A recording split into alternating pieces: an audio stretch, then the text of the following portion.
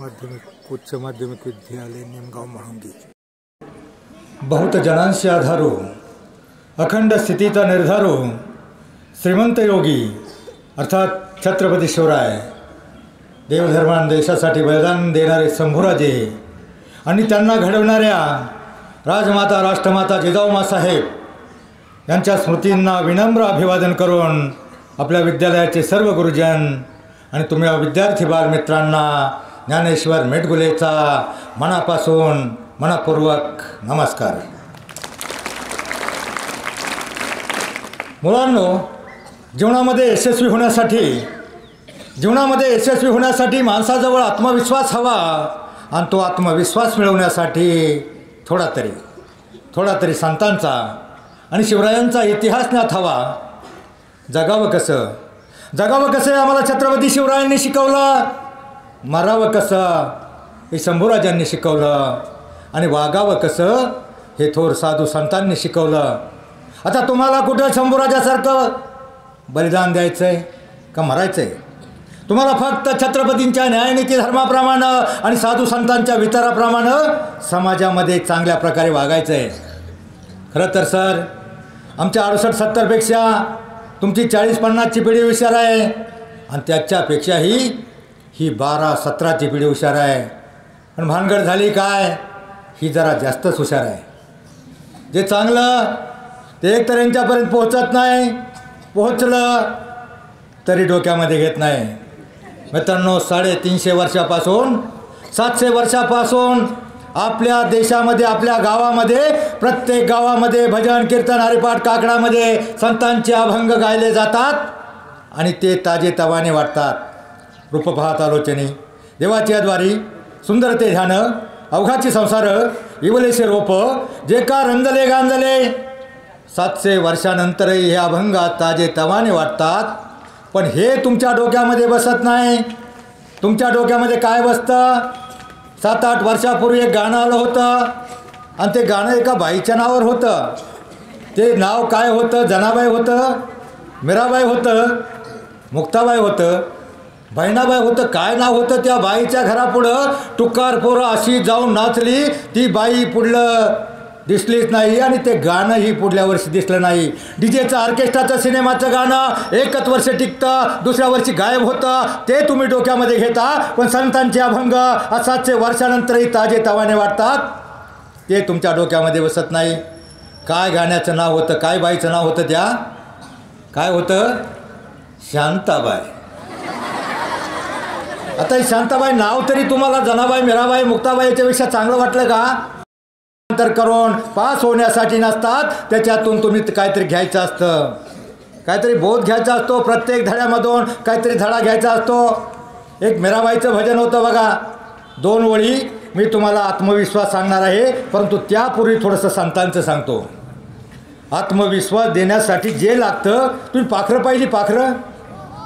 पाखरांना कुठं रस्ता असतो डांबरी, कुठं खाद्य असतं, कुठं पाणी असतं, तरी ते उडत जातात। एखाद्या झाडावर बसतात, त्या फांद्या वागतात, पाहणाऱ्याला वाटतं अरे फांद्या मोडतील किंवा काय, पाखरं पडतील किंवा काय। परंतु मुलांनो, त्या पाखरांना फांदी तुटण्याची भीती नसते, कारण त्यांचा त्या फांदीवर नसून आपल्या पंखावर विश्वास असतो। तसा तुम्ही स्वतःमध्ये विश्वास निर्माण करा। तुमच्यातला प्रत्येक जण मोठा, चांगला आणि यशस्वी माणूस होऊ शकतो, हा विश्वास देऊनच जाणार आहे।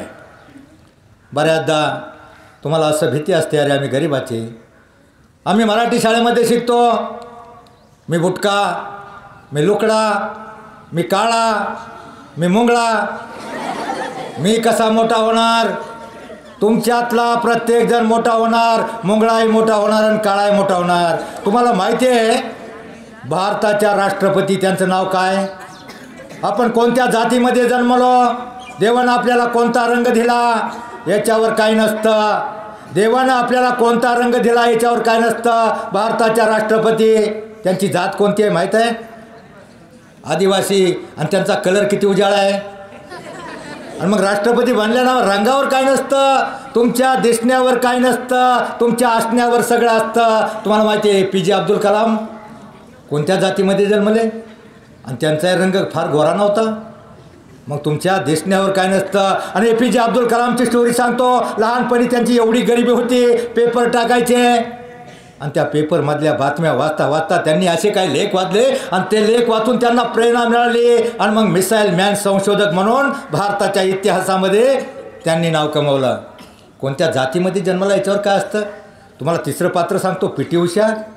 किती कलर गोरा होता का. PT उषा कोण होती. हिरोईन होती का. कोण होती. धावपटू. जरा ताट बसा मी त्या 1 तासामध्ये तुमची बॅटरी एवढी फुल चार्जिंग करून देणार आहे. दुसरा तास महत्त्वाचा असेल. अजून 10 वर्षानंतर तुम्ही 25 वर्षाचे व्हाल. किती वर्षाचे व्हाल. आणि मग मुलांनो कान खोलून ऐका. तो 1 तास महत्त्वाचा आणि हा 1 तास महत्त्वाचा. ह्या 1 तासामध्ये तुमची बॅटरी इतकी फुल चार्जिंग होणार आहे. कमीत कमी त्या दुसऱ्या तासापर्यंत 25 वर्षाच्या वेळेला काय होणार आहे माहीत आहे का. तुमच्यासाठी एखादी बाहुली शोधली जाईल आणि ती बाहुली समोर उभी केली जाईल. मध्ये पडदा धरला जाईल आणि ब्राह्मण काका मोठ्यानं आरोळ देईल. शुभमंगल. आणि मग तो तुमचा तास मुलांनो कान खोलून ऐका. तो तुमचा तास महत्त्वाचा व्हायचा असेल तर ह्या 1 तासामधले एक तरी विचार घ्या. ह्या एक शोकांतिका सांगतो सर. मी महाराष्ट्रातल्या 13 स्टेटमध्ये हिंडलो. नागपूर, भंडारा, बार्शी, लातूर 13 स्टेटमध्ये मी प्रबोधन करतो. याच्यासाठी करतो. एक शोकांतिका आहे. प्रत्येक गावामध्ये प्रदूषण झालेलं आहे. प्रत्येक गावामध्ये 10% मुलं बिगर लग्नाची आहेत. आणि ती कोणती आहेत माहीत आहे का. जी आत्ता अभ्यासामध्ये टंगळमंगळ करतात. आत्ता लक्ष देत नाहीत. इकडं तिकडं फिरतात. DJ पुढं, वरातीमध्ये, ऑर्केस्ट्रा पुढं, तमाशामध्ये नाचून ती बेकार होतात. शाळेत शिकत नाहीत आणि जी शिकत नाहीत ती मधीच करिअर सोडतात किंवा पुढाऱ्याबरोबर धाब्यावर जेवून मधीच बिघडतात. किंवा तो तिसरा एक प्रकार निघाला आहे पाटलांचा बैलगाडा. पोरांच्या करिअरचा राडा.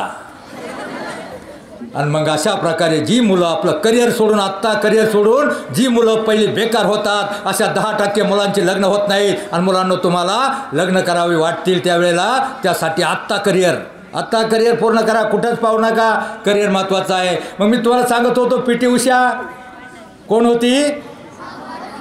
9 सेकंदावरनं तिचं पदक 2 वर्ष हुलकावणी देत होतं. 9 सेकंद कमी पडत होते. पण काय झालं. ती दररोज प्रॅक्टिस करायची. ह्या गावापासून त्या गावापर्यंत 5 किलोमीटर म्हणजे दररोज जाऊन येऊन 10 किलोमीटर रनिंग करायची. आणि रनिंग करत असताना ती काय झालं 2 वर्ष पदक मिळत नव्हतं. 9 सेकंद तुटत नव्हते. पण एकदा काय झालं. ह्या गावातून त्या गावामध्ये गेली आणि पलीकडल्या गावातल्या ज्या वेळेला ती मागं फिरली. ती जशी मागं फिरली तशी तिकडल्या बाजूनं 10-15 कुत्र्यांची कळवण लागली होती. आणि ती लवकंड जशी तिच्या मागं लागली आणि जी ती PT उषा चिंगाट पळाली, तंगाट पळाली, पुंगाट पळाली. 9 सेकंद सोडा 15 सेकंद तोडले. पुढल्या वर्षी भारताला पहिलं पदक मिळालं. फक्त कशामुळं. जीवाच्या आकांतानं पळाली. तसं मुलांनो करिअर पूर्ण होईपर्यंत जीवाच्या आकांतानं अभ्यास करा. आणि असं होईल एखाद्या वेळेस असं वाटेल अरे 2 मार्क कमी पडले. अपयश घाबरायचं नाही. परत लढायचं. तुम्हाला माहिती आहे राजांचा इतिहास माहीत आहे. छत्रपती शिवरायांचा जय जयकार का होतो माहीत आहे. 23 किल्ले गेले होते. मिर्झा राजा जयसिंगानं किती किल्ले घेतले होते. 23 किल्ले घेतले होते. शंभूराजांना आग्र्याला जामीन राहावं लागलं होतं तरी ते घाबरले नाही. अपयशाला घाबरले नाहीत. का घाबरले नाहीत. तर त्यांच्यामध्ये जिद्द होती, हिंमत होती. मी पुन्हा स्वराज्य उभारेल. 350 किल्ले परत त्यांनी उभारले. आणि आग्र्याला 9 वर्षाच्या शंभूराजांना जामीन राहावं लागलं. माहीत आहे ना स्टोरी तुम्हाला. शंभूराजांना जामीन राहावं लागलं 9 वर्षाचे. आता तुम्ही तर मला वाटतं 9 वर्षापेक्षा जास्त आहात. आणि त्यावेळेला शंभूराजाची फिरकी घेण्यासाठी दिलेर खानाने एक प्रश्न विचारला.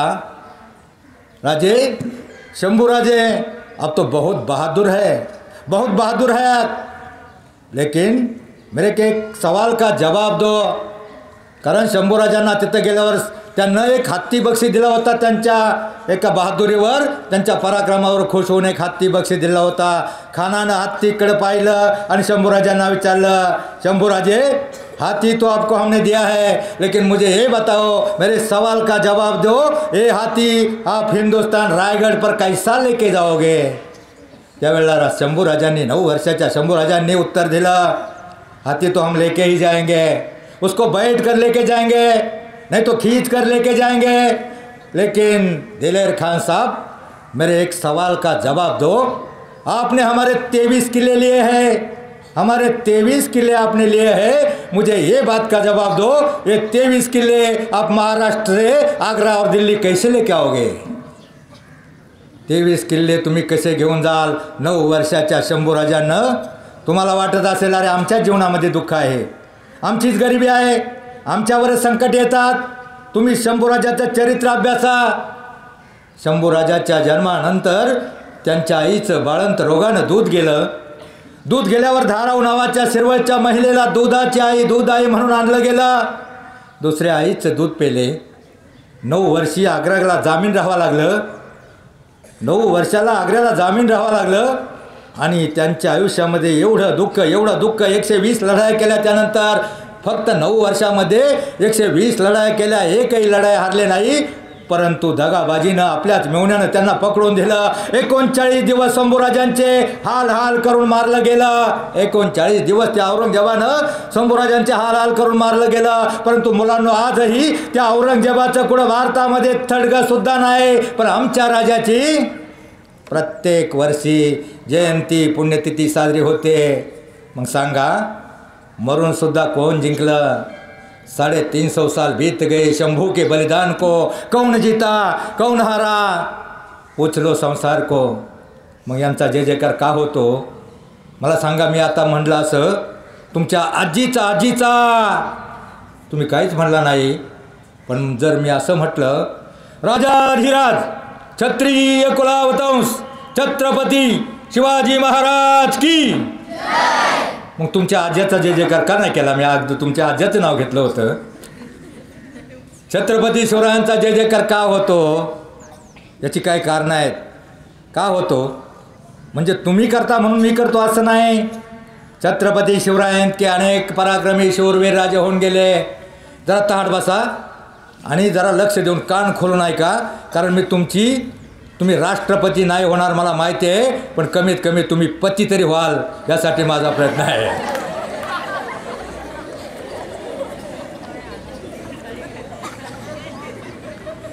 मी का सांगत होतो छत्रपती शिवरायांचा जय जयकार का होतो? त्यांचा काय पराजय झाला नव्हता का? त्यांना का अपयश आलं नव्हतं का? 9 मार्क कमी पडले, एखादा मुलगा नाराज होतो, मुलगी नाराज होतो, खचायचं नाही. असफलता एक चुनौती है, असफलता एक चुनौती है, उसे स्वीकार करो. क्या कमी रह गए देखो और सुधार करो. जब तक सफल ना हो नींद चैन को त्यागो तुम, संघर्ष का रास्ता छोड़कर मत भागो तुम. क्योंकि कुछ किए बिना ही जय जयकार नहीं होती, कोशिश करने वालों की. मुलांनो, कोशिश करा, प्रयत्न करा, जीवनात तुमचे अभ्यास करा, कधीच हरवणार नाही. मग छत्रपती शिवरायांचा जय जयकार का होतो? ते शूर होते, पराक्रमी होते, योद्धे होते, वीर होते म्हणून? तसं नाही. अहो, त्यांच्या इतके पराक्रमी तर अनेक राजे होऊन गेले. सम्राट अशोक, चंद्रगुप्त मौर्य, महाराणा प्रताप, पृथ्वीराज चौहान आणि शिवरायांना तहामध्ये हरवणारा औरंगजेबाचा सेनानी मिर्झा राजा जयसिंग आणि आमच्या तानाजीशी 2 हात घालणारा उदयभान राठोड हिंदू होते. शिवाजी इतके शूर होते. मग आपण कधी त्यांचा जय जयकार केलाय उदयभान राठोड की? म्हटलोय का? छत्रपती शिवरायांचा जय जयकार का होतो याची थोडी कारणं सांगतो. कारण मी तुम्हाला औरंगजेब अफजल खानाचा खून किंवा शाहिस्ते खानाची बोटं सविस्तर काहीच सांगणार नाही. फक्त छत्रपती शिवरायांचा जय जयकार का होतो आणि आयुष्यामध्ये तुमचाही जय जयकार झाला पाहिजे यासाठी माझा प्रयत्न आहे. मित्रांनो, तुम्हाला माहिती आहे मोगलाईत कुणा मुमताज बेगमच्या स्मृतीसाठी ताजमहाल बांधणारा होऊन गेला एक बादशहा शहाजहान. पेशवाईत कुणा मस्तानीच्या प्रेमासाठी राजमहाल बांधणारा होऊन गेला एक बाजीराव. पण फक्त मराठेशाहीत आपल्या मातेच्या स्वप्नपूर्तीसाठी स्वराज्य निर्माण करणारा एकच राजा होऊन गेला आणि तो म्हणजे छत्रपती शिवराय. म्हणून जय जयकार होतो. आता तुम्हाला कुठं स्वराज्य निर्माण करायचं आहे? तुमच्या मातांची काही स्वप्न नाही, स्वराज्यासाठी धावावर लावणार नाही तुम्हाला. तुमच्या मातांची, तुमच्या आईवडिलांची, तुमच्या मातांची फार छोटीशी स्वप्न आहेत. आमची बाळं शाळेत जातील, अभ्यास करतील, गृहपाठ करतील, नियमित रोजच्या रोज अभ्यास गृहपाठ होमवर्क करतील, शिकतील, शिकून सरून मोठी होतील, साहेब होतील आणि आमच्या म्हातारपणची काठी बनतील. एवढी छोटीशी स्वप्न आहेत. तुम्हाला कुठं स्वराज्यासाठी बलिदान द्यायचं नाही, शंभूराजासाठी, देवधर्म देशासाठी बलिदान द्यायचं नाही. तुम्हाला फक्त शिकून सवरून मोठं व्हायचं आहे. आणि मित्रांनो, माणूस जीवनामध्ये दोनच प्रकारे मोठा होऊ शकतो. किती प्रकारे? एक तर शिकून आणि दुसरं सवरून. शिकून म्हणजे शिक्षण आणि सवरून म्हणजे सवरून.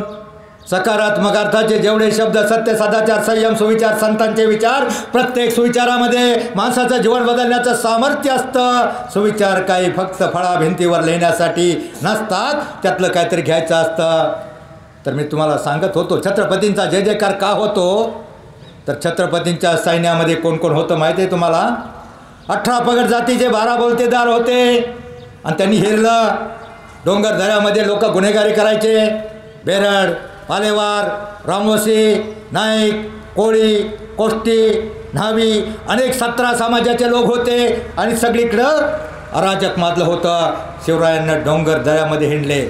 स्वराज्य निर्माण करताना त्यांनी पाहिलं, अरे गुन्हेगारी समाजाची लोक, त्यांच्याशी मैत्री केली आणि मैत्री केल्यावर त्यांना सांगितलं, तुम्ही हे कशासाठी करता? ते म्हणले पोटासाठी. आणि मग तुम्ही पोटासाठी जर तुम्हाला करायचं असेल तर सगळ्यांची मनधरणी करून सगळ्या गुन्हेगारी समाजाच्या लोकांना आपल्या फौजेमध्ये, सैन्यामध्ये दाखल करून घेतलं. आणि त्यामुळं काय झालं? एकतर समाजातली सगळी गुन्हेगारी हटली आणि शिवरायांच्या सेनामध्ये एवढे पराक्रमी, वीर, ताकदवान, डोंगर दऱ्यामध्ये, खोऱ्यामध्ये हिंडणारे जवान मिळाले. आणि ते फक्त मुठभर मावळे घेऊन शिवरायांनी स्वराज्य निर्माण केलं. एका दगडात 2 पक्षी मांडले, गुन्हेगारी हटवली आणि स्वराज्य वाढवलं. म्हणून शिवाजीचा जय जयकार होतो. आणि शिवाजीचा जय जयकार का होतो? तर तुम्हाला माहीत आहे, 12-13 वर्षाचा एक पोरगा, 4-5 सैनिक चाललेले होते. बांधावरून जात असताना त्यांनी त्या सैनिकांना अडवलं आणि पुढं अडवलं, काठी समोर केली, म्हणले खबरदार, खबरदार, जर जाळ पुढे उडविणं राई एवढ्या चिंधड्या. कोण पोरगा होता तो? काय त्याचं नाव माहिती आहे तुम्हाला? काय नाव त्याचं? नाही माहिती? तो एक गुराख्याचा पोरगा होता, काय सावळा तांडेल मला वाटतं त्याचं नाव असावं. त्यानं अडवलं सैनिकांना. 4-5 सैनिक अडवल्यावर त्या सैनिकांनी आश्चर्य व्यक्त केलं, अरे 13-12 वर्षाचा पोरगा आपल्याला अडवतोय. पण ते सैनिक रागावले नाहीत, खाली उतरले. त्यांनी विचारलं, तू आम्हाला काय अडवतोयस? पण त्यांनी सांगितलं, मला पहिलं सांगा राव, तुम्ही कोठून आला राव, सांगा तुमचं आधी मला नाव गाव. मग त्याला त्यांनी का अडवलं होतं? 4-5 सैनिक तलवारी असलेले घोडेस्वार, ते सैनिक त्याला मारतील, त्याला भीती नाही वाटली. तुम्ही असं अडवलं का? तुमच्या गावामध्ये 10-12 दरोडेखोर आले, तुम्ही अडवणार का? त्या मुलानं का धाडस केलं होतं? त्याचं एक कारण होतं, त्या मुलानं ऐकलं होतं. पारा चौकावर झालेली चर्चा त्या बुरानं ऐकली होती. अरे सदा माझा तात्याला म्हणत होता, अरे माझा तात्या झालं काय नेमकं? जी 300, 400, 500 रुपये पट्टी येत होती ती 5 रुपये पट्टी आली. नेमकं झालं काय? ही चर्चा त्यानं ऐकली होती. पट्टी का कमी आली?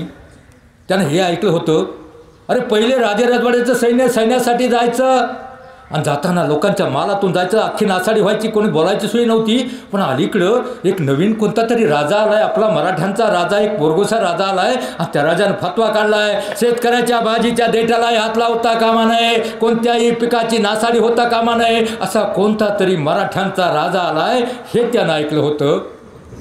जनतेची काळजी घेणारा, लोकांचं रक्षण करणारा, जुलूम अत्याचार होणारे, अत्याचार थांबवणारा एक राजा आलाय. ही चर्चा पारावर त्या पोरानं सतत महिनाभर ऐकली होती. आणि त्या पोराला असं वाटलं होतं, अरे सैनिक कोणीतरी परकीय आहेत, शत्रूचं सैन्य आहे आणि आमच्या राजाला धोकाधडी करण्यासाठी आले का काय? म्हणून त्यानं काठी आडवी घालून जेवासी खेळला होता.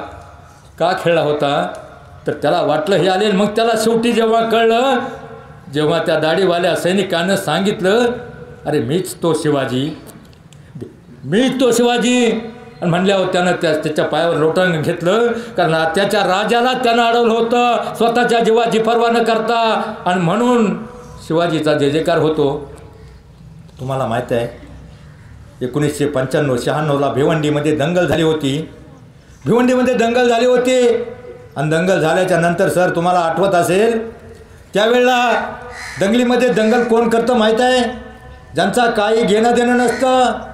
पुढारी भडकून देतात, गुंडांना टग्यांना पैसे देतात आणि इकडच्या बाजूला मुस्लिम समाजाची लोक दंगल जाळपोळ करत होती, घरात घुसत होती, आयार बहिणींची आबरू लुटत होती. तिकडच्या बाजूला हिंदूंचे लोक दगडफेक करत होते आणि म्हणत होती छत्रपती शिवाजी महाराज की जय.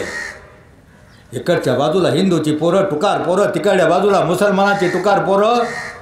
एका पत्रकारानं एकाच्या जवळ झालं आणि पोलिसांनी तिकडे पोलीस मध्ये घुसत नाहीत, पोलीस कधी दंगलीमध्ये मध्ये घुसत नाहीत. दंगल शांत झाली परंतु कडेची काही पोरं, पलीकडच्या कडेची कोपऱ्यावरली 4-2 पोरं मुस्लिम समाजाची पोरं पोलिसांनी पकडले. पोलिसांनी त्यांना विचारलं अरे क्यों पत्थर मार रहा था, तेरा क्या बिगड़ा है, का पत्थर मारतो, का दगडी फेकतो. त्यावेळेला ते पोरगं बावचळलं, गडबडलं, त्याला काय माहीत नव्हतं. ते म्हटलं बडे मियाँ बोला इसलिए मारा. म्हणजे पत्थर मारण्याशी त्याचं काही कर्तव्य नव्हतं. कोणीतरी भडकून देतं पण आयुष्यामध्ये कोणाच्या भडकवण्याला. आणि दुसऱ्या बाजूच्या छत्रपती शिवरायांच्या जय जयकार करणाऱ्या पोरांनाही पोलिसांनी पकडलं. त्यांना विचारलं अरे त्या छत्रपतीच्या नावाची बदनामी करतायत, छत्रपतीच्या नावाचा जय जयकार करत तुम्ही दगडं का मारलेत. ते म्हणले काय नाही, आमच्या मोठ्या बॉसनं सांगितलं म्हणून मारतोय.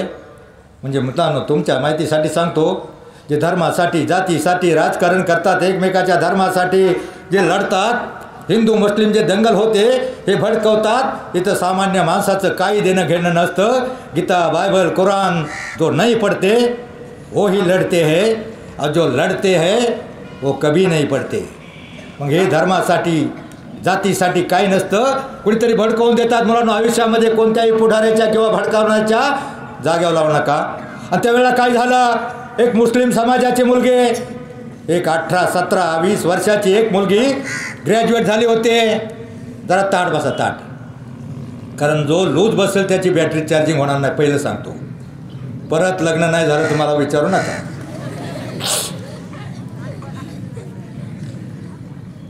तर ती मुलगी सरळ रेषेमध्ये चालायची, संस्कारित मुस्लिम समाजाची मुलगी होती, अगदी सुंदर मुलगी होती, हिरोईन टाईप.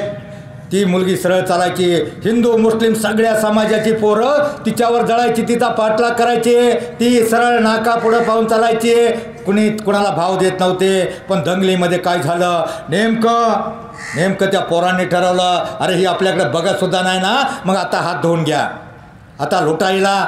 आणि मग ती पोरं तिच्या घराकडे पळाले. ती पाहिलं, ती टुकार पोरं ती तिला छेडाछेड करायचा प्रयत्न करत होती. ती पोरं तिच्या घराकडे जशी येताना पाहिली आणि तिनं पाहिली ती पोरं येताना, तशी ती मुलगी मागच्या दरवाजानं पळाली.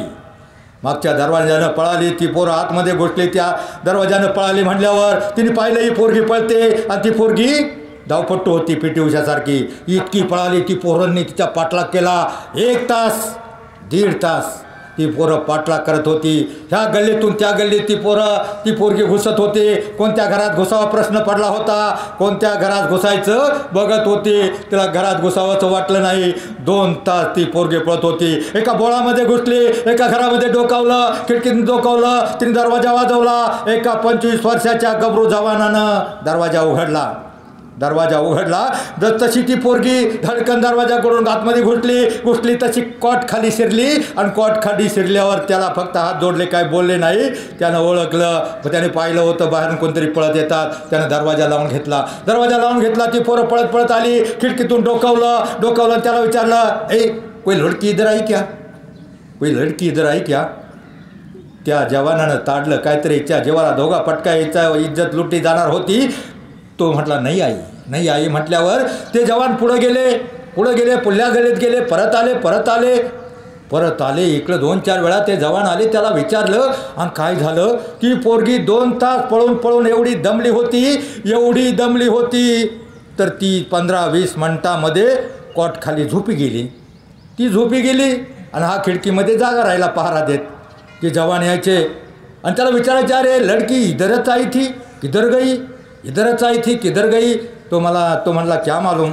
क्या मालूम म्हणून तो रात्रभर पहारा देत राहिला. रात्रभर उभा होता आणि ती पोरं 4-6 वेळा जाऊन येऊन गेली होती, ती सापडली नाही. सकाळच्या वेळेला तिनं वाघासारखी जांभई दिली, जागी झाली आणि त्याला म्हटली, त्याच्याकडं पाहिलं आणि तो खिडकीतच उभा आणि त्याला हात जोडून म्हटली, सॉरी भैया. तो म्हणला, बरा आहे भैया, अच्छा आहे भैया, रातभर सोई मेरे को जगाया, रात्रभर धाराडोळ झोपलीस आणि मी जागा राहिलो.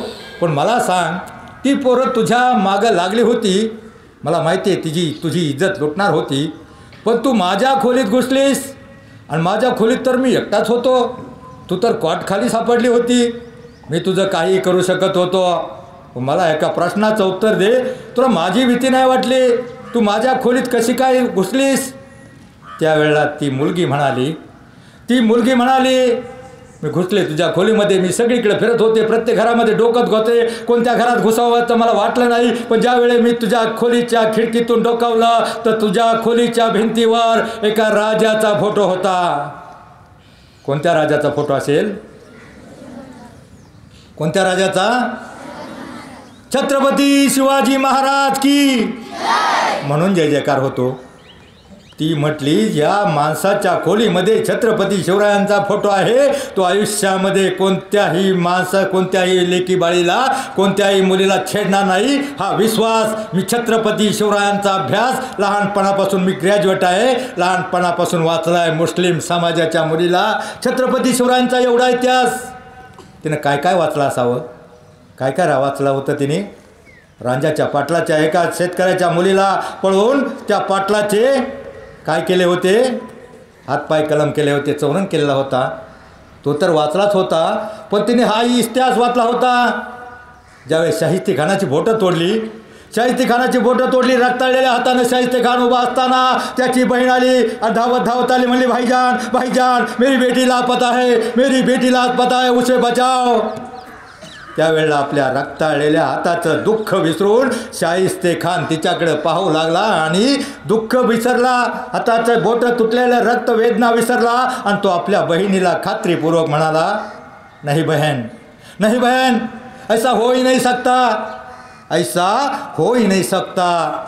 शिवाजी एक बार किसी की गर्दन को उड़ा सकता है, किसी की उंगली काट सकता है, लेकिन किसी के बहू बेटी को भगा के लेके जा ही नहीं सकता. इतका विश्वास आपल्या शत्रूला होता शिवरायांचा. आणि हे त्या मुलीनं वाचलं होतं आणि म्हणून ती मुलगी शिवरायांचा फोटो पाहून घरामध्ये घुसली होती. तेही जाऊ द्या, मुस्लिम समाजाच्या कल्याणच्या सुभेदाराची सोन धडा होता ना तुम्हाला, चौथीला वाचलं का नाही? कल्याणच्या सुभेदाराचा कल्याणचा खजिना लुटला, त्याचा पराजय करून त्याच्या सुभेदाराची सोन घेऊन आबाजी सोनदेवनं खजिना हजर केला आणि महाराजांना म्हणला, महाराज आपके लिए एक तोहफा लाया हूँ, तुमच्यासाठी एक सुंदर नजराणा आणला आहे. आणि त्यावेळेला ती सुभेदाराची सोन राजांच्या समोर उभी केली. अशी सुंदर सोन होती, काळ्या रातीत चमकत होतं तिच्या रूपाचं ऊन, जिच्या रूपाचं ऊन, अशीच होती सुंदर त्या सुभेदाराची सून. आणि ती सून राजांपुढं हजर केली. राजांनी ती पाहिली आणि राजांनी ती पाहिल्यावर राजा आबाजीवर आबाजी आहे, तुमचं डोकं ठिकाणावर आहे का? आम्ही जर शत्रूंच्या लेकी बाळीवर जर अशी वाईट नजर ठेवली, आम्ही शत्रूंच्या लेकी बाळींची इज्जत लुटू लागलो, तर त्या मोगलांमध्ये, यवनामध्ये आणि आपल्यामध्ये फरक काय उरला? जा, चोळी बांगडी करून आपली बहीण मानून तिची बोळवण करा. आणि मग नावेला जाणं, आबाजीनं तिला चोळी बांगडी दिली, बोळ केली आणि छबिन्यामध्ये बसवली, पालखीमध्ये बसवली आणि 3-4 किलोमीटर रावटी असून कल्याणच्या सुभेदाराकडं ती पालखी रवाना झाली. पालखी ज्यावेळेस रवाना झाली आणि ती पालखीबरोबर 20-25 मावळे होते, पालखी घेऊन सुभेदाराच्या सुनेला घेऊन परत पोचवायसाठी निघाले, तिची बहीण मानून बोळवण करायला निघाले. आणि ती पालखी जवळ येताना त्यावेळेला कल्याणच्या सुभेदाराच्या मुल्ला महम्मदच्या घरामध्ये मातम माजला होता, सगळे दुःखी झाले होते, खजाना लुटून नेला याचं दुःख होतं. पण आपली सोन्यासारखी जगातली 1 नंबर सुंदर अशी सून, गुणी सून लुटून नेली. या दुःखामध्ये सगळे बुडाले होते, 200-300 सैनिक जमले होते. दुःखाच्या सागरामध्ये बुडले असताना त्यांनी समोरून एक पालखी येताना पाहिली. पालखी पाहिल्यावर त्यांनी पाहिलं आणि आजूबाजूला मावळे हे मराठ्यांचे सैनिक आणि हे येतात पाहून आणि मग त्यांना राग आला, यांनी आपले सोड नेले म्हणून त्यांनी तलवारी उपसल्या आणि धावत त्यांच्याकडे गेले. धावत गेल्यावर सगळ्यांनी तलवारी उपसल्या. त्या सुनेनं छबिन्यातून पाहिलं आपले सैनिक यांना मारणार आहेत. ती खाली उतरली. बोले रुको मत मारो ने, मत मुझे कुछ नहीं किया. मला काहीच केलं नाही. त्यांनी काहीच केलं नाही. उलट बघा मला चोळी बांगडी करून आपली बहीण मानून त्या राजानं मला परत पाठवली. म्हणून सह्याद्रीच्या कडे कपारीमध्ये आजही जे गीत गायलं जातं, कोणतं? सह्याद्रीच्या कडे कपारीमध्ये अशीच असती माता आमची सुंदर रूप होती, आम्ही सुंदर जन्मलो असतो वदले छत्रपती. आणि ही हे त्यांनी पाहिलं. ते सैनिक थांबले आणि त्या सुनेनं जेव्हा सैनिकांना आणि सगळं मुल्ला महम्मदच्या घरासमोर पोचवल्यावर सगळ्यांना आनंद झाला आणि सगळी वार्ता त्या सुनेनं समजली का मला बहीण मानून परत केली. त्यावेळेला एका अति उत्साहाच्या भरामध्ये मोगल सैनिकानं सुद्धा हात उंचावला आणि मोठ्यानं ओरडला, ज्या राजानं आमची बहीण परत पाठवली त्या राजाचा जय जयकार केला. छत्रपती शिवाजी महाराज की. ही वार्ता सगळीकडे पसरली. अरे सुंदर अशा मुल्ला महम्मदच्या कल्याणच्या सुभेदाराच्या सुनेला शिवरायांनी परत केलं. आणि मग त्या शिवरायांच्या नावाचे कडे कपारीमध्ये पोवाडे गुणगान गायला लागले शाहीर. पहिलं बघा 1962ला भारत चीनचं युद्ध झालं होतं. सर आठवते का? 62ला त्यावेळेस मी 7 वर्षाचा होतो, 8 वर्षाचा होतो. त्यावेळेला काय झालं, आपली पिछाट होत होते. आमच्या पाबळ कानूर केंदूर सगळ्या भागातून जे जवान मुलं होती ती जवान मुलं गोळा करून नेले जायचे. त्यांना आपलं सैन्य कमी पडत होतं. आपली पिछाट होत असताना त्यावेळेला आपल्या परीनं प्रत्येक आपल्या सदिच्छा व्यक्त करताना आमच्या शाहिरांनं त्यावेळेला आमच्या सैनिकांना धीर देण्यासाठी ज्यावेळेला जसे छत्रपतीचे पोवाडे गायला लागले शाहीर, तसे त्यावेळेला पोवाडे गायला लागले. आमच्या सैनिकांना आधार देण्यासाठी आमचे शाहीर त्यावेळेला पोवाडे गायला लागले. हिमालयाच्या सरहद्दीवर नेफा गाडी गाठवा, मातृभूमीच्या तरुण वीरांनो भारत आपला टिकवा, लालचिनी पिटवा. असे पोवाडे गायला लागले धीर द्यायला. तसे पोवाडे शिवरायांच्या गुणाचे, पराक्रमाचे, नीतिनियमांचे, सहिष्णुतेचे पोवाडे शाहीर गायला लागले. कारण त्यावेळेला शाहिराने पोवाडे गायले का त्यांना बक्षिसे मिळायची. आणि हे पोवाडे शिवरायांच्या राजवाड्यासमोर ते दोघंजण चिपटून बसले. जरा तुटक बसा, जरा तुटक. तसे पोवाडे गायला लागले. सुराव मंदी शूर शिवाजी महाराजांचे गुण, बहीण मानूनी परत्र केली सुभेदाराची सुनजी. असं होणार नाही कुणी, असं झालाच नाही कुणी, वीरांचा धनी. आणि हे पोवाडे सईबाईंनी ऐकलं.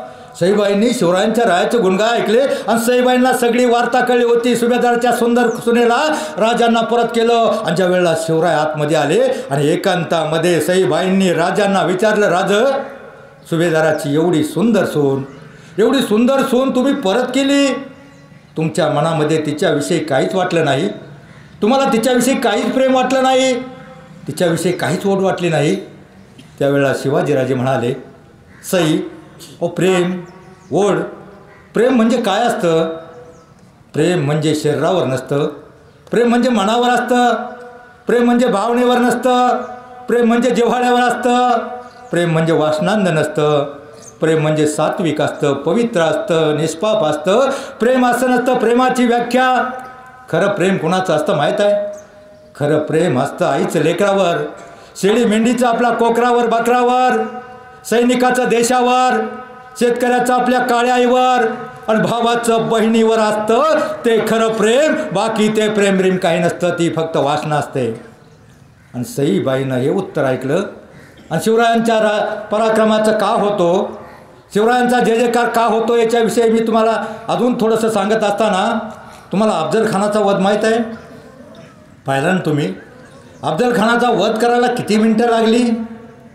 7-8 मिनिटाचा प्रसंग आहे. पण ते नियोजन करण्यासाठी अफजल खानाच्या वधाचं नियोजन करण्यासाठी 4-5 महिने गेले. अफजल खान तिकडं आपल्या अंबाबाईचे देवळं, पंढरपूरची देवळं नेस्तराभूत करत, लेकी बाळींची इज्जत लुटत सगळा नासधूत करत आला होता. त्यावेळेला इकडं रायगडावर मिटिंग जमली, अष्टप्रधान मंडळ, जिजामाता सगळे सैनिक जमले. पेच होता आपलं बुटभर सैन्य, त्यांचं 30-40 लाख सैन्य, त्यांच्याकडे तोपगाळा, बंदुका, हत्ती, घोडे. आपण त्यांना तिकडे जाऊन लढा देऊ शकत नाही, पण करायचं तर काय करायचं. त्यावेळेला सगळ्यांना पेच पडला होता. शिवाजीराजे म्हटले जाऊ द्या, काही होऊ द्या, आपण त्यांच्यावर आक्रमण करू. पण अष्टप्रधान मंडळानं सल्ला दिला, आपण त्यांच्या 40 लाख सैनिकासमोर आपले 10-20 हजार सैनिक काय करणार. आणि मग त्यावेळेला जिजामातेनं शिवरायांना सांगितलं, राज ज्यानं तुमच्या बापाला अटक केलं होतं, ज्यानं तुमच्या आजोबांना छळलं, त्या अफजल खानाला सोडू नका. त्या अफजल खानाला काही झालं तरी सोडू नका, काहीही करा, तुमच्या जीवावर बेतलं, तुमचा जीव गेला तरी चालेल. मी असं समजेल का मी वांज जन्मले होते, परंतु तुम्ही गेल्याच्या नंतर मी शंभू राजांना गादीवर बसवेल, राज्यकारभार चालल, पण स्वराज्यासाठी त्या अफजल खानाला सोडू नका. अशी एक राजमाता, अशी एक माता आपल्या मुलाला सांगते. मला सांगा, तुमची एखाद्याची माता सांगेल का? पण स्वराज्यासाठी. आणि म्हणून शिवरायांचा जय जयकार होतो. ते जाऊ द्या. शिवरायांचे विचार, संतांचे विचार आपल्या देशामध्ये, महाराष्ट्रामध्ये देशामध्ये आणि संतांचे विचार जिवंत आहेत. म्हणून तुम्ही सगळेजण सुरक्षित आहात. आपल्या 350 देशामध्ये शिवरायांची जयंती, पुण्यतिथी साजरे होते. तिकडे पुतळे आहेत. आणि अमेरिकेच्या, इंग्लंडच्या बोस्टन विद्यापीठामध्ये द ग्रेट किंग शिवाजी धडा आहे. पाकिस्तानामध्ये इतिहासाच्या पुस्तकामध्ये शिवाजी शिकवला जातो. आमच्याकडेही 4थीच्या पुस्तकामध्ये अख्खा शिवाजी होता. पण मला वाटतं शिवाजी कमी होत चालला आहे, त्या इतिहासाच्या पुस्तकातून आणि आपल्या मनातून सुद्धा. मित्रांनो, मी तुम्हाला सांगतो, जोपर्यंत शिवरायांचे विचार, संतांचे विचार जिवंत आहेत, तोपर्यंतच आपण जगू शकतो. जोपर्यंत चंद्र सूर्य आहे तोपर्यंत नाही. चंद्र सूर्य जोपर्यंतच राहणार आहेत, जोपर्यंत शिवरायांचे विचार आणि संतांच्या विचारांना तुम्ही वागाल तोपर्यंतच. मग मी तुम्हाला काय सांगत होतो, लॉर्ड माउंटबॅटन, इंग्लंडचा व्हायसराय, आम्हाला स्वातंत्र्य देताना फाळणी झाली. त्याचं एक वाक्य आहे, शिवाजी जर आमच्या देशामध्ये जन्माला असता, शिवाजी जर आमच्या इंग्लंडमध्ये जन्माला असता, तर आम्ही अख्ख्या जगावर राज्य केलं असतं. आणि शिवाजी जर अजून 25-50 वर्ष जगला असता, तर आम्हाला भारतामध्ये शिरकाव करता आला नसता. पारतंत्र्यात भारताला टाकता आलं नसतं. आणि शिवाजी अजून 50 वर्ष जगला असता, तर आशिया खंडातले पाकिस्तान, ब्रह्मदेश, बांगलादेश हे सगळे देश एकत्र असते. हे लॉर्ड माउंटबॅटनचं वाक्य आहे. तर मुलांनो, तुम्ही पंढरपूरचा सोहळा पाहिला, पालखी सोहळा पाहता, किती हजार लोक असतात. टी व्हीला पाहता ना, किती हजार लोक असतात. हजार नसतात, 15 ते 20 लाख लोक असतात. आणि तुम्ही अशी बातमी वाचली का, की 15 ते 20 लाख लोक 20 दिवस चालत असताना एखाद्या वारीमध्ये एखाद्या वारकऱ्यानं एखाद्या महिलेचा विनयभंग केला आहे. अशी बातमी वाचली का? एव्हाना पेपरला रोज कुठंतरी बातमी असते, एका महिलेचा विनयभंग, एका चॉकलेटचा आमिष दाखवून, लहान मुलीचा विनयभंग, मोबाईलचा आमिष दाखवून, मोठ्या मुलीचा विनयभंग, लग्नाचा आमिष दाखवून अनेक मुली पळवल्या, अरब राष्ट्रामध्ये विकल्या. असं तुम्ही बातमी वाचता. पण एकाही वारीमध्ये 20 लाख लोक असतात, विनयभंग का होत नाही? याचं कारण फक्त संतांचे विचार. त्या ठिकाणी प्रत्येकजण माऊली असते, माऊली म्हणजे आई असते. आणि तो प्रत्येकजण लहान मोठा एकमेकाच्या पायावर माऊली माऊली म्हणून पाया पडत असतो. का होत नाही? तुम्ही पाहिलं, तुम्हाला थोडक्यात सांगतो. 20 लाख लोक असतात, वाखरीपासून पंढरपूरच्या देवळापर्यंत. एकदा काय झालं, एका गावामध्ये रामनवमीचा दिवस होता. सरांनी सांगितलं थोडं रामायणावर बोला. रामायणावर बोला म्हणल्यावर मी रामाचा जन्म, सीतास्वयंवर, लंका दहन, रावणाचा वध, रावणाला कुणी मारलं, कसं मारलं, आणि रामायणामधून खूप घेण्यासारखं आहे. सर, रामायण महाभारत म्हणजे फक्त इतिहास नाही, फक्त लढाया नाहीत. रामायणामधून इतकं शिकण्यासारखं आहे. रामायणामधलं एक पात्र सांगतो. एक माकड होतं. आणि त्या माकडापासून काय शिकायचं आहे तुम्हाला पुढं आर्टला गेल्यावर अर्थशास्त्र म्हणजे इकॉनॉमिक्स हे मी का सांगतो आहे इकॉनॉमिक्स एक विषय आहे कॉमर्सला गेल्यावर बुक किपिंग अँड अकाउंटन्सी आहे आणि BBA BCA बॅचलर ऑफ बिझनेसमॅनमध्ये बॅचलर ऑफ बिझनेसमॅनला विषय आहे या तिन्ही विषयामध्ये हे माकड एक उदाहरण आहे त्या जरा माकड म्हणजे तुम्ही माकड नाही बरं का जर ताट बसा माकड म्हणजे एक माकड होतं ते माकड कुठं गेलं लंकेमध्ये गेला त्यानं अंगठी टाकली हे सांगण्याचं कारण हा काळा ड्रेसवाला एक पोरगा आहे ते नंतर सांगतो तर सांगण्याचं कारण काय ते माकड लंकेमध्ये गेलं त्यानं अंगठी टाकली आणि अंगठी टाकल्याच्या नंतर ते रावणाच्या सैनिकानं पाहिली रावणाच्या सैनिकाने आखडी पाहिली अरे माकडवरून अंगठी टाकता सैनिकांनी पकडलं रावणापुढं हजर केलं रावण सिंहासनावर बसला होता आणि ते माकड हजर केल्याच्या नंतर ते माकड काही साधं सुद्धा नव्हतं रावणाच्या सिंहासनापेक्षाही आपल्या सेफ्टीचं वेटोळं करून त्याच्यापेक्षाही उंच आसन करून बसलं रावणानं पाहिलं रावणाला राग आला अरे माकड आपल्या सेफ्टाचा एवढा माज दाखवतोय आणि मग सैनिकांना सांगितलं जा रे चिंध्या गोळा करून आला कपडे आणा याच्या सेफ्टाला गुंडाळा आणि सेफ्टाला गुंडाळून याचा सेफ्टाचा माज मोडा सगळ्या चिंध्या आणल्या अर्ध भेटलं नाही अरे म्हणले जा सगळ्या साड्या गोळा करून आणा लंकेतल्या सगळ्या साड्या गोळा करून आणल्या टोटल साड्या करून आणल्या गोळा तरीही हातभर राहिलं एक साडी कमी पडली एक साडी सेफ्टीला कमी पडली त्यावेळेला कोणीतरी आठवण केली सैनिकाने अरे जा ती साडी लंकेमध्ये अशोकवनामध्ये सीता आहे ना तिची साडी घेऊन या हे त्या माकडानं ऐकलं त्यानं शेपूट आकसून घेतलं हे मी तुम्हाला याच्यासाठी सांगतोय जमा खर्च जे युक्रेन आणि रशियाचं युद्ध झालं त्याच्यामध्ये किती खर्च झाला आहे लोकांचं माहीत आहे तुम्हाला अजूनही कोणी जिंकलं नाही तरी त्यांचं आपल्या भारताचं 10 वर्षाचं बजेट खर्च तेवढा खर्च झाला आहे पण त्या माकडाला सगळं शेपूट त्यानं आकसून घेतलं आणि मग म्हटले जाऊ द्या रे आता शेपूट आकसले असं करा जा राखेलचे डब्याना 10-15 कॅन्ड आणले ते शेपूट लांब त्यानं पसरलं होतं चिंध्या गुंडाळल्या होत्या आणि त्यावेळेला काय झालं मॅडम त्यावेळेला एवढ्या साड्या नव्हत्या सगळ्या साड्या संपल्या आत्ता कपाटामध्ये मॅडमच्या एवढ्या साड्या आहेत एक कार्टून बघितला एका म्हातारीनं खालच्या नंबरची साडी ओढायला गेली आणि जे साड्याची लवकंडवरून अंगावर पडली म्हातारी खलास एवढ्या साड्या असल्या तरी सणाला म्हणणारच मला एक साडी आणा आता कशाला साडी पाहिजे कशाला मारवाड्याची धन करायची पण त्यावेळेला एवढ्या साड्या नव्हत्या आणि मग त्या साड्या राखेल आणलं आणि मग कोणीतरी म्हणले दारे सगळ्या बाजूला पेटवून द्या आणि माचीस आणल्या 7-8 माचीस आणल्या त्या माकडाचं शेपूट पसरवलेलं पेटवलं आणि पेटवल्यावर ते साधारण माकड नव्हतं त्या माकडानं उड्डाण केल्यावर पहिलं रावणाच्या वाड्यावर गेलं रावणाच्या महालावर गेलं आणि सैनिकांच्या ओढ्यावर गेलं सगळ्या घरावर त्यानं ते शेपूट असं फिरवलं पलीचं फिरवतात ना आज देतानं असं शेपूट फिरवलं माकडानं उडी मारत अख्खी लंका जाळून टाकली 0 बजेटमध्ये मला सांगा त्या माकडाचा किती खर्च झाला साड्या कोणाच्या होत्या राखेल माचीस मग 0 बजेटमध्ये कमीत कमी खर्चामध्ये कमीत कमी भांडवल वापरून जास्तीत जास्त नफा करवण्याचं एकच उदाहरण जय हनुमान याच्यासाठी सांगितलं आणि रामायणापासून खूप शिकणं आहे रामाला सांगितलं दशरथाने तुला 14 वर्षाचा वनवास जायला पाहिजे त्यावेळेस दशरथ गपगुमान निघाला आत्ताच्या जर एखाद्या पोराला सांगितलं ना तो 14 वर्ष घरात यायचं नाही तो अभ्यास करत नाही ते म्हणाल मी नाही जाणार तूच जा दुसरं बंधुप्रेमाचं भरतानं गादी स्वीकारली का भरतानं रामाच्या पादी आणण्यासाठी गेला माघारी आला नाही रामाच्या पादुका सिंहासनावर सोडून भरतानं राज्य केलं आत्ताचं जर 2 भाऊ असले एखाद्या भावाला जर बापाने पाठवलं तर दुसरा म्हणाल बरं झालं पठ्ठ्याचं एकट्याचं राज्य झालं रामायणापासून खूप शिकण्यासारखं आहे मी तुम्हाला याच्यासाठी सांगितलं रावणाला शेवटी रावणानं मारलं कसं झालं सगळं सांगितलं आणि सगळं सांगितल्यावर मी पाहिलं एका मुलाचं लक्ष नव्हतं मी त्याला म्हणलं काळ्या कपड्यावाल्या रावणाला कोणी मारलं रे तो म्हणतो मी नाही मारलं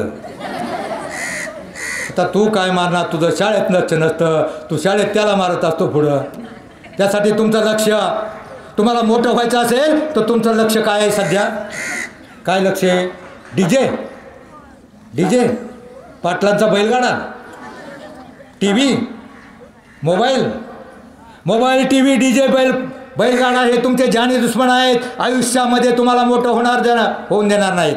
म्हणून तुमचं लक्ष फक्त शिक्षणाकडे हवं आहे. सर काय शिकवतात हे जर तुला कळत नसलं आयुष्यामध्ये तू असाच राहणार, हे तुला गॅरंटीने सांगतो. तुमचं लक्ष काय आहे पहिला. आता माझा विषय मी कुठं आलो होतो, पहिलं काय सांगत होतो, याच्यामुळं मला रामायण सांगायला लागलं.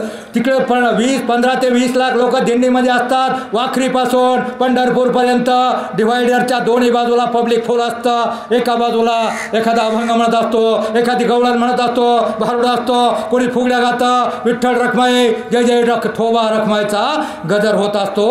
आणि हा गजर पाहण्यासाठी बाहेरच्या देशातल्या युरोप अमेरिकेतले 9-10 हजार लोक जे फॉरेनर असतात, हाफ कपड्यातल्या बाया बघत असतात. आणि ते बघत असतात एवढं पब्लिक, लाखो समाज. त्यांच्या देशाची लोकसंख्या तेवढी नाही. दिंडीमध्ये जेवढी माणसं आहेत ना तेवढी त्यांच्या देशाची लोक आनंदानं नवलाईनं पाहत असतात. त्यांना आश्चर्य वाटतं, अरे एवढी लोक एवढी एकमेकाच्या जवळ एवढी नाचतात, यांच्यामध्ये एवढा आनंद एवढा उत्साह यांना कसा मिळतो. ती आनंदानं पाहत असतात. आपल्या बाया, म्हाताऱ्या बाया बघा, फक्त म्हाताऱ्या बायामध्ये डिवायडरवर दोन्ही बाजूला बघत असतात. इकडं काय चाललंय तिकडं काय. त्यांच्या मागं उभ्या राहून त्या हाफ चड्डीतल्या बुटक्या बाया असा टाचा उंच करून बघतात आणि त्यांना नवल वाटतं आणि म्हणतात, हो वंडरफुल, हो वंडरफुल. आपली एक गावठी बाई काष्ट्यावाली म्हणली, अय भावाने हे वंडरफुल नाही पंढरपूर आहे. मग आपली भारतीय संस्कृती त्या बाहेरच्या देशातल्या लोकांना त्यांचा एवढा अभिमान आहे, फक्त आम्हाला का नको. मी हरिपाठाची पुस्तकं प्रत्येक शाळेमध्ये जो मुलगा 2 अभंग पाठ करणार आहे त्याला हरिपाठ वाचतो. याच्यासाठी वाचतो, हरिपाठामध्ये एक 38 नंबरचा अभंग आहे. हरिपाठ म्हणणारे 38 नंबरला कोणता अभंग आहे माहीत आहे? कोणता आहे माहीत आहे? अवघाची संसार सुखाचा करीना आनंदे भरीनं तिन्ही लोक. काय अर्थ होतो काळ्या कपड्यावाल्या? अवघाची संसार म्हणजे कुणाचा संसार म्हटलंय? कुणाचा म्हटलंय? तुझी पप्पा मम्मी तू आणि गुड्डी. स्वतःचा संसार नाही म्हटलं, अख्ख्या जगाचा संसार सुखाचा करेल, अख्ख्या विश्वाचा संसार सुखाचा करेल. आणि आनंदे भरीनं तिन्ही लोक म्हणजे स्वर्ग मृत्यू पाताळ सगळीकडे आनंद निर्माण करेल. अभंगाच्या एका चरणाचा अर्थ एवढा मोठा असू शकतो तर अख्ख्या संतांच्या साहित्यामध्ये किती आघात सामावलंय हे तुम्हाला सांगण्यासाठी माझा प्रयत्न आहे. अभंग, एक अभंग वर्षातून पाठ करा, एक अभंग वर्षातून पाठ करा. मी तुम्हाला गॅरंटेड सांगतो, शिक्षण या शब्दाची फोड केली, क्षणाला शिकायचं. तसा अभंग त्याच्या आयुष्यामध्ये एक अभंग पाठ असेल, 2 अभंग पाठ असतील, त्या अभंगाच्या एका चरणाप्रमाणे वागण्याचा जगण्याचा प्रयत्न केला, आयुष्यामध्ये तुमचं जीवन कधीच भंग होणार नाही हा विश्वास देतो. माणसाला जीवनामध्ये यशस्वी होण्यासाठी माणसाजवळ आत्मविश्वास हवा. आणि तो आत्मविश्वास मिळवण्यासाठी थोडा तरी संतांचा आणि शिवरायांचा इतिहास ज्ञात हवा. मी तुम्हाला शेवटला जाताना एवढं सांगतो, तुम्हाला स्वप्न पडतात. स्वप्न काय स्वप्न पडतात? स्वप्नात मी शिवाजी झालो असे पडतात का? काय स्वप्न पडतात? काय पडतात मला सांगा? कधी पडतात स्वप्न? रात्री पडलेली स्वप्न सकाळी पूर्णपणे आठवतात का? नाही आठवत. त्या वक्त्याला नाही आठवत. रात्री पडलेली स्वप्न पूर्णपणे आठवत नाहीत तर पुरी कशी होणार? आता तुम्ही जागे आहात ना? सगळे जागे आहेत ना? जागेपणी जिवंतपणे ताट बसा. अर्धा मिनिट ताट बसा आणि डोळे सताड उघडे ठेवून स्वप्न बघा. डोळे सताड उघडे ठेवून स्वप्न बघा. का मला कलेक्टर व्हायचं आहे, मला APJ अब्दुल कलाम बरोबर राष्ट्रपती व्हायचं आहे, मला शेरपा तैनसिंग प्रमाणे एव्हरेस्ट सर करायचं आहे, मला प्रतिभाताई पाटील प्रमाणे राष्ट्रपती व्हायचं आहे. आणि मला तुम्ही एवढं तरी बघा, एवढं तरी स्वप्न बघा, मला जीवनामध्ये शिकून सवरून यशस्वी होऊन पती व्हायचं आहे. एवढं स्वप्न बघा. आणि तुम्ही शिकला नाहीत ना, ती स्वप्न पूर्ण होणार नाही. मोठमोठी स्वप्न बघा. ज्याच्याकडे सायकल नाही त्याच्याकडे त्यांनी सायकलचं स्वप्न बघा. ज्याच्याकडे सायकल आहे मोटरसायकलचं बघा. मोटरसायकलवाल्यानं कारचं स्वप्न बघा. मोठी स्वप्न बघा, मोठमोठी स्वप्न बघा, जीवदार स्वप्न बघा. आणि ती स्वप्न पूर्ण करण्यासाठी फक्त शिकून शिकून सवरूनच ते पूर्ण होतात, दुसरा कोणताही मार्ग नाही. मित्रांनो, जीवदार स्वप्न बघा, कारण मंजिल ध्येय स्वप्न मंजिल उन्हीं को मिलती है जिनके सपनों में जान होती है. पंखों से कुछ नहीं होता, हौसलों से उड्डाण होती है, उड्डाण होती है. मी सांगितलं मोठमोठी स्वप्न बघा. मला एक स्वप्न पडलं होतं. मी 11वीमध्ये, आमच्याला 11वी होते, 11वीमध्ये असताना मला एक मोठं स्वप्न पडलं. अर्ध मला आठवतंय, अर्ध त्या काळ्या कपड्यावाल्याला आठवत असलं सांग बाबा. मला एक स्वप्न पडलं होतं का मी एका देशाचा राजा झालोय, पण कोणत्या देशाचा झालो हेच आठवत नाही. मग रात्री स्वप्न पडलेली सकाळी पूर्णपणे आठवत नाहीत, म्हणून जागेपणी स्वप्न बघा, मोठमोठी स्वप्न बघा. तुम्ही जर कलेक्टर व्हायचं स्वप्न बघितलं तर कुठंतरी तहसीलदार व्हाल किंवा क्लार्क व्हाल. असंच मी सांगितलं स्वप्न मोठी बघा. एका पोरानं स्वप्न बघितलं, त्या काळ्या कपड्यावाल्याने स्वप्न बघितलं. काय स्वप्न बघितलं असेल त्यानं तुम्हाला माहिती आहे का? त्याला वाटलं सायकलवाल्याने मोटरसायकल घ्या, आपण सायकल घेण्यात, त्याच्याकडे सायकल नव्हती. तो म्हणला सायकल घेण्यापेक्षा आपण असं करू, एक 8,000ला सायकलची किंमत, सेकंड हँड मोटरसायकलच घेऊ. ते लय गॅरेज हिंडलं, गाड्या चालू होईना, जुन्या गाड्या कुठे चालू होणार. आणि ते रातचं आल्यावर दमून झोपलं, आणि झोपल्यामध्ये ते रातचंच पाठ टिका मारायला लागलं. त्याने अख्खी गोधडी फाडली, आणि त्याच्या बापाने विचारलं, अरे काय गोधडी फाडली सगळी? आता तो म्हणतो मोटारसायकल चालूच होत नाही. मित्रांनो, मोठमोठी स्वप्न बघा, आणि ती स्वप्न पूर्ण करण्यासाठी प्रयत्नांची पराकाष्ठा करा. मित्रांनो, तुम्हाला मोठं होण्यासाठी, स्वप्न पूर्ण करण्यासाठी एकच मार्ग आहे, आणि तो म्हणजे शिक्षण. शिक्षण म्हणजे शून्यातून विश्व निर्माण करण्याचा मार्ग. शिक्षण म्हणजे सुतावरून स्वर्ग गाठण्याचा मार्ग. स्वर्ग कोणी पाहिलाय का कोणी? लोक मेल्यावर स्वर्गात जाण्याची इच्छा व्यक्त करतात. लोक मेल्यावर स्वर्गात जाण्याची इच्छा व्यक्त करतात, पण शिकला सवरलेला माणूस या पृथ्वी तलावर स्वर्ग निर्माण करू शकतो. एवढी ताकद या शिक्षणामध्ये आहे. आणि शिक्षणाची संधी एकदाच आहे, आत्ताच आहे. कारण शिक्षणाचा एखादा गेलेला क्षण बैलगाड्यामुळं, पाटलाच्या पळाल्यामुळं गेलेले 4 दिवस, 4 तास, 1 ताससुद्धा परत मिळू शकत नाही. आणि मित्रांनो, विद्या हे गरिबाचं धन आहे, श्रीमंतांचा अलंकार आहे. आणि असं धन आहे हे आत्ताच गोळा करा. असं धन आहे जगातला कोणताही चोरटा तुमच्यापासून हिरावून घेऊ शकत नाही. म्हणून माझी विनंती आहे, आता मनापासून, मनपूर्वक तुम्ही सगळे माझ्यासाठी कोण आहात? देव आहात. देवांची संख्या किती कोटी आहे? 33 देवांची नाव सांग पटकन. 33 कोटी म्हणजे 33 प्रकारचे वगैरे काहीतरी संकल्पना असावी. परंतु आजही माझ्या व्याख्येनुसार, माझ्या मतानं आपल्या देशामध्ये जिते जागते, जिवंत, हसते खेळते 33 कोटी देव आहेत. पाहिलेत का तुम्ही? नाही पाहिले? काखेत कळसा गावाला वळसा म्हण ऐकली? तुझं आहे तुझं पाशी ऐकलंय? कोणते देव आहेत माहीत आहे? आपल्या देशाची लोकसंख्या 140 कोटीपर्यंत पोहोचलेली असताना त्यापैकी बालवाडीपासून मास्टर डिग्रीपर्यंत जी विद्यार्थ्यांची संख्या आहे ना, ती बरोबर 33 कोटी आहे. सरकारी आकडेवारी जे निष्पाप, निरपेक्ष, सात्विक, निर्भीड वृत्तीचे जो तुम्ही विद्यार्थी आहात ना, तुम्ही 33 कोटी विद्यार्थी, तुम्हीच खरे देव आहात. आणि तुमच्यातलं देव पण टिकवण्यासाठी, जगवण्यासाठी, जागवण्यासाठी वारकरी साहित्य परिषदेतर्फे हा माझा छोटासा प्रयत्न. ना रावळी, ना रावळी, ना देवळी, ना रावळी, ना देवळी, ना कोणत्या विटेवा विद्या मंदिरात साक्षात 33 कोटी देव आहात. आणि तुम्हीच खरे देव आहात. आपल्यातलं देव पण आयुष्यामध्ये गमावू नका. आणि हे देव पण टिकवण्यासाठी आपल्या डोक्यामध्ये नेहमी संतांचे, शिवरायांचे विचार. सर, मी एका जागतिक भविष्यवेत्याचं भविष्य ऐकलं, जरा ताड बसून ऐका. एका जागतिक भविष्यवेत्यानं सांगितलं, मागं करोना आला होता ना, करोनामध्ये आपले कोट्यावधी लोक गेले. मागं भोपाळला वायुगळती झाली होती, त्या वायुगळतीमध्ये 15 लाख लोक अपंग झाले. तशाच प्रकारची एक आपत्ती येत्या कलियुगाच्या काळामध्ये येणार आहे.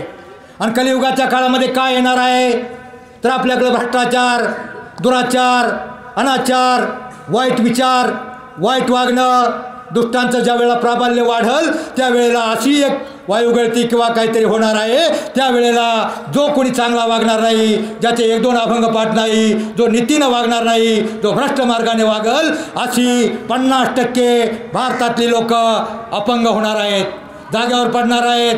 भोपाळसारख्या ठिकाणी एका जागतिक भविष्यवेत्याचं भविष्य आहे. म्हणून आयुष्यामध्ये तुम्हाला पुढलं आयुष्य जर चांगलं वागायचं असेल तर चांगलं वागा, शिकून सवरून मोठे व्हा, चांगले व्हा, एवढा माझा तुम्हाला सल्ला आहे. कारण हे भविष्य त्याचं कोणतंही आत्तापर्यंत खोटं झालेलं नाही. म्हणून आयुष्यामध्ये चांगलं वागा, चांगलं शिकून सवरून मोठं व्हा, असा तुम्हाला सल्ला देतो. ज्ञानियांचा वाहतुक्याचा वंश तुमचा तोच आहे.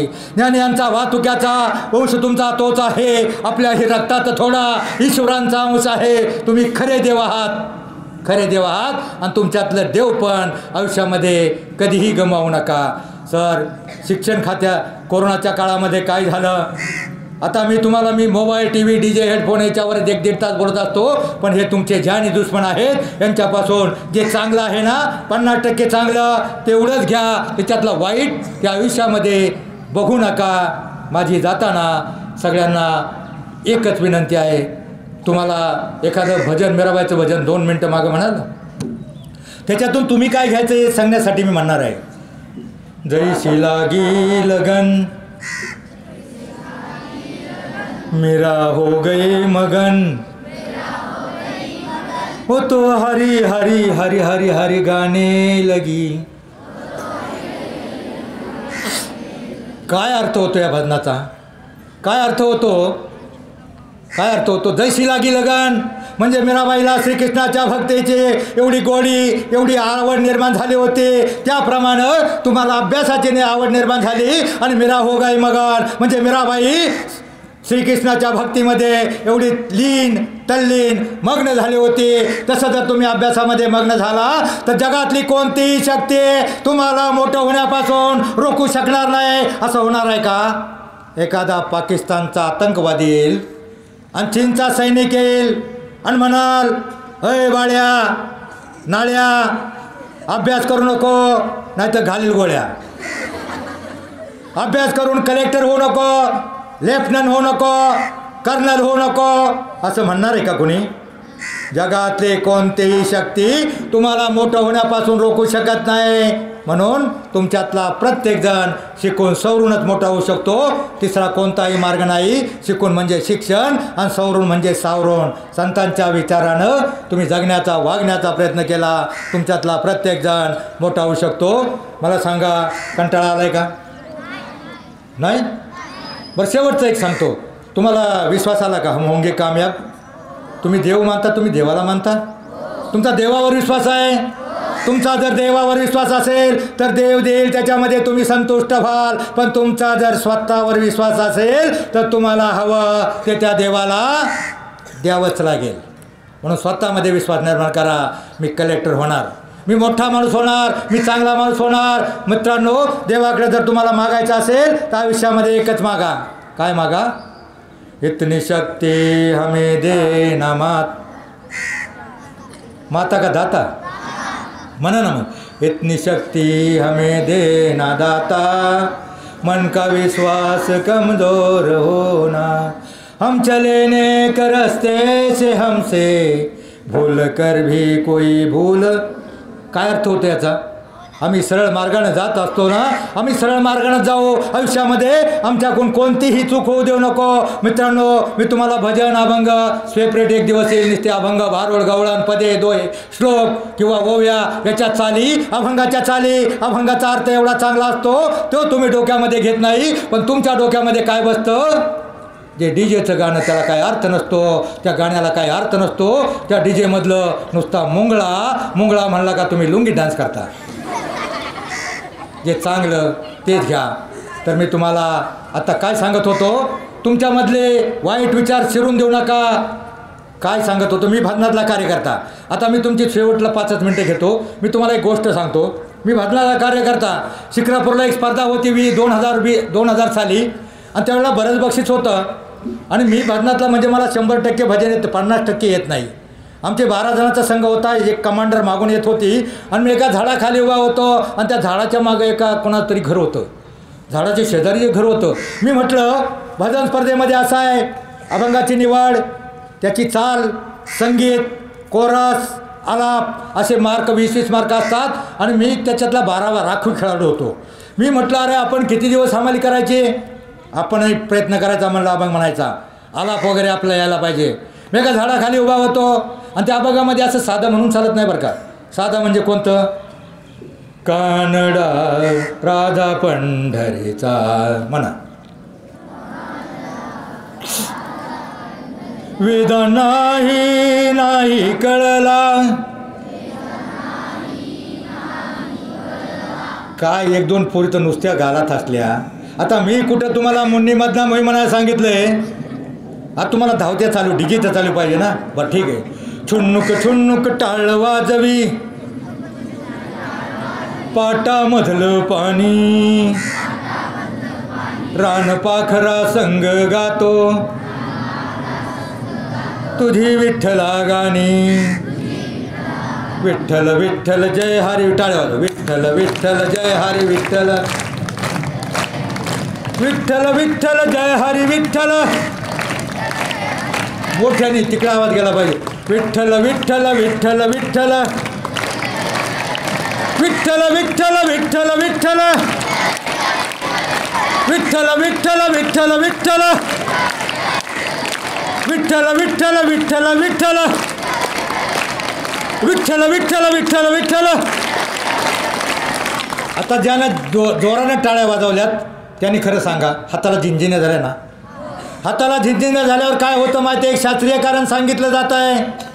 जो मुलगा जो मुलगी दिवसातून 1 किलोमीटर चालल किंवा पळल, त्याच्यानंतर सावकाश घरी येऊन फक्त 5 मिनिट विठ्ठल विठ्ठल म्हणून टाळी वाजवली, टाळी वाजवली तर बघा आपल्या रक्तवाहिन्या, अख्ख्या रक्तवाहिन्या प्रवाहित होतात, शिरा प्रवाहित होतात आणि पायापासून डोक्यापर्यंत. आणि विठ्ठल विठ्ठल हा शब्द उच्चारताना विठ्ठल विठ्ठल म्हणजे आपल्या हृदयापासून अंतकरणापासून सगळ्या रक्तवाहिन्या प्रवाहित होत्यात. आणि जो मुलगा किंवा मुलगी दिवसातून 5 मिनटं फक्त एखादा अभंग गाईल, विठ्ठल विठ्ठल म्हणल, त्याला आयुष्यामध्ये BP, शुगर, कोलेस्ट्रॉल, रक्तदाब, मधुमेह, अटॅक येणारच नाही. म्हणून आयुष्यामध्ये फक्त 5 मिनिटाच्यासाठी खर्च करा, फक्त 5 मिनिट. मग मी तुम्हाला काय सांगत होतो, मी असं एका ठिकाणी प्रॅक्टिस करत असताना मी म्हटलं कोटपर्यंत मागं म्हणायचं. मी प्रॅक्टिस करायला लागलो, त्या झाडाखाली उभा राहून मी म्हटलं आपणही आलाप शिकावा. मग मी आपलं सहज प्रॅक्टिस एकटं म्हणतले म्हणत विठ्ठला हा अशी प्रॅक्टिस करायला लागलो. तेवढ्यात त्या घरातून एक बेवडं रडतच बाहेर आलं. मी म्हटलं काय झालं रे, कोणी मारलं काय. तो म्हणला मारलं बिरलं नाही, पण आत्ता तुम्ही जे ओरडत होता ना ते ऐकून मला लय दुःख झालं. मी म्हटलं काय दुःख झालं ते तर सांग. मग त्याने माझ्यासारखा सूर लावला. ते म्हटलं काय सांगू दुःख मित्रा, आठव मला झाला त्याच्या गुणाचा, असाच वरडून वरडून कुत्रा मेला की र माझा. काय झालं होतं, तेवढ्यात त्याची बाई धावत आली, बायको. त्याची बायको म्हणली अहो दादा दादा तुम्हाला काय बोलला नाही ना, यांनी डोक्यात टाकल्या, कोणाला काय बोलाल काय भरवसा नाही. मी म्हटलं नाही ग बाई, जास्त काय बोलला नाही. आत्तापर्यंत यांनी मला फक्त कुत्रा बनवलंय. यांनी मला घेऊन जा, नाही तर माकड खोकड बोकड काही बनवून टाकेल. ती म्हणली कुठं घेऊन जाऊ दादा, कुठं घेऊन जाऊ दादा. हा नमुना बापाच्या इज्जतीसाठी, घराण्याच्या नावासाठी याच्याकडे राहते. अहो घरातलं सगळं इकून वाटोळं केलं, राहावा वाटत नाही, फक्त बापाच्या नावासाठी अहो संसाराची सगळी बर्बादी केली. मी त्याला समजावलं, मला वेळ नव्हता. मी म्हटलं मग त्याला प्रेमाने सांगायचं, प्रेमाने समजायचं. मग ती म्हटली अहो प्रेमाने म्हटली, त्याची विनवणी केली. विनवते राया मी घडोघडी, आता तरी सोडा ही दारू तडी. तो म्हणतो तुझा बाप काय मला खर्च देतो, पैसे देतो, माझे मी खर्चून दारू पितो, नको करू वट्ट वट्ट दाबील नरडी, माझ्या नरडीला हात घालतो. मग मी म्हटलं दुसरं नाही का तुमच्या गावात एखादा मोठा पुढारी, तंटामुक्ती अध्यक्ष, सरपंच किंवा पोलीस स्टेशनला तक्रार द्यायची म्हणजे हा जाग्या होईल. अहो ती म्हणली दादा पोलीस स्टेशनला बी तक्रार दिली. मी याला म्हटले सरकारनं बंद केला दारूचा गुत्ता, दारू प्यायला कोठून मिळेल आता, प्याल तेव्हा हातामध्ये पडेल बेडी, आता तरी सोडा ही दारू ताडी. सोडली असेल का हो त्याने, वाटतं का?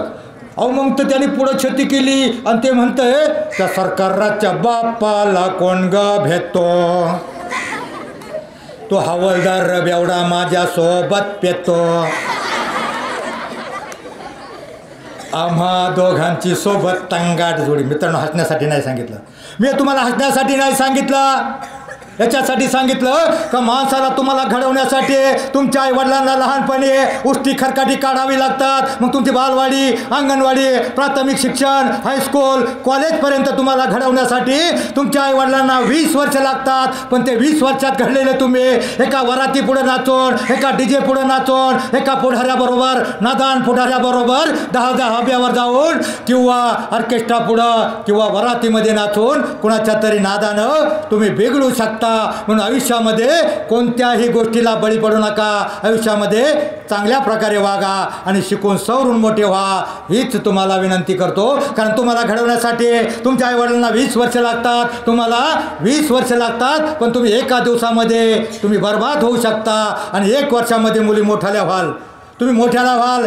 कारण अनेक तुम्हाला प्रलोभनं दाखवली जातील, त्यामुळं तुम्ही आयुष्यामध्ये आपल्या आईवडिलांची मान खाली घालावा लागेल, अशा आयुष्यामध्ये वागू नका, एवढी तुम्हाला विनंती करतो. बस जीवनामध्ये हसा इतकं आनंद कमी पडेल, जगा इतकं आयुष्य कमी पडेल, शिका इतकं डिग्र्या कमी पडतील, दौडा असे कम नशिबाचा फासा निखळून पडेल. परंतु मुलांनो, प्रयत्न इतका करा, अभ्यास इतका करा, त्या विठ्ठलाला, त्या पांडुरंगाला, ह्या देवांना तुम्हाला देणं भागच पडेल.